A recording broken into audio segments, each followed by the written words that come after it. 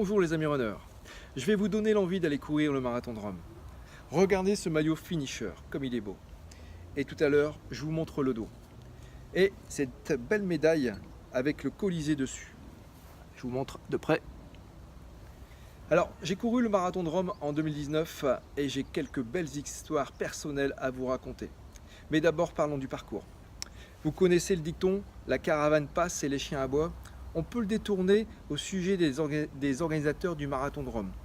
En effet, les organisateurs passent et les runners répondent présents. Rome, c'est un peu le défilé des organisateurs. En 2019, le marathon a failli ne pas se faire et l'organisateur a changé. En 2020, il parle de rechanger d'organisateur. Enfin. Mais même si le parcours change un peu d'une année à l'autre, les coureurs répondent présents. Environ 10 000 participants qui représentent 88 nations. Il faut dire que la ville est éternelle et splendide. Pour le parcours, il y a les incontournables. Le départ a lieu à proximité du Colisée. Vous partez vers le monument à la gloire de Victor Emmanuel II, le premier roi d'Italie. Vous passez à côté du Capitole, où il y a les statues de Castor et Pollux et la fameuse statue de la Louve romaine.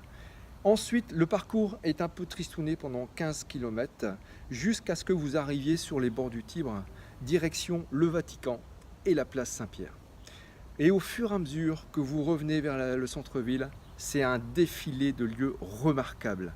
La place Navone, une des plus grandes places de Rome avec ses belles fontaines. La place d'Espagne avec sa belle montée d'escalier. Et le retour vers le Capitole et une petite montée. On longe le cirque Maxime de 500 mètres pour contourner le forum romain.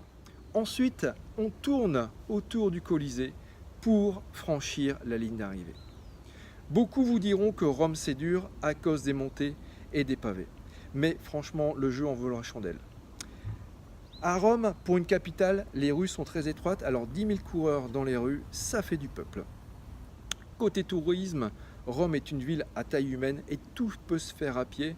Sinon, il y a aussi un métro et il y a aussi un système de bus. Et bien sûr, la gastronomie italienne, pas de souci pour trouver un bon restaurant de potes. Et j'ai vraiment eu l'impression qu'ils servent à toute heure. Alors, côté anecdote, je vais vous donner un conseil, mais avant, il faut que je vous parle des rencontres que j'ai faites.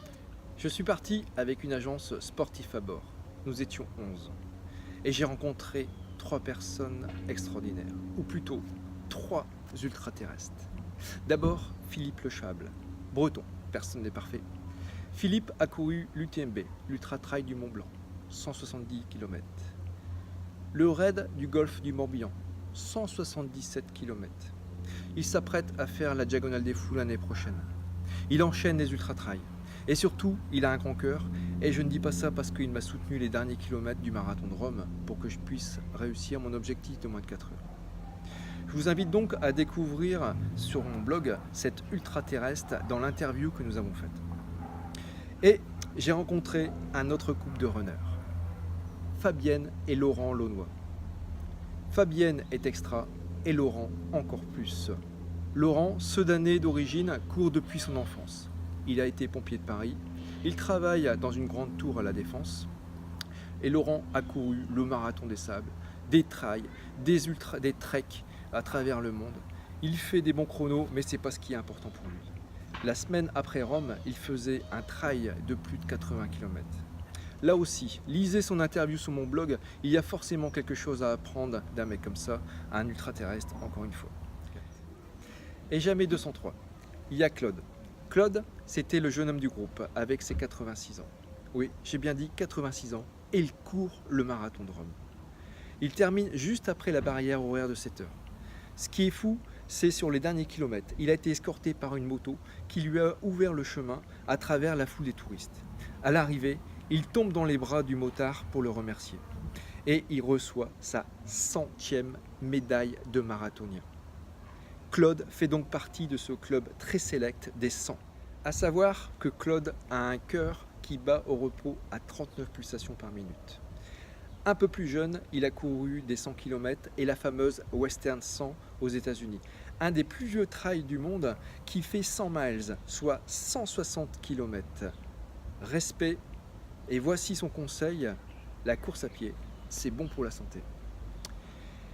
Alors, ce que j'ai vécu à Rome, c'est aussi l'occasion de vous donner un conseil.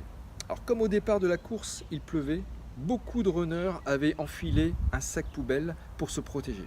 Le souci, c'est que pendant près d'1 kilomètre, le sol était couvert de sacs poubelles qui se prenaient dans vos pieds si vous ne faisiez pas gaffe. Ajoutez les pavés mouillés et glissants et vous avez la recette pour des belles chutes. Alors, si vous vous retrouvez dans une pareille situation, ayez les yeux ouverts pendant les premiers mètres. Donc, faut-il courir ce marathon? Oui, ce marathon fait partie de ma liste de courses de rêve. Et comme vous voyez dans le livre que j'ai écrit, eh bien, je l'ai placé en bonne place au mois d'avril, début avril, parce que le marathon de Rome a toujours lieu début avril. Donc, je vous l'avais promis, je vais vous montrer maintenant le maillot finisher version dos. Voilà, très joli. Et pour revenir sur le marathon, eh bien, je vous dis vraiment que c'est une vraie très belle course, que c'est une belle ville et que je mets une note de 14 sur 20 à ce marathon.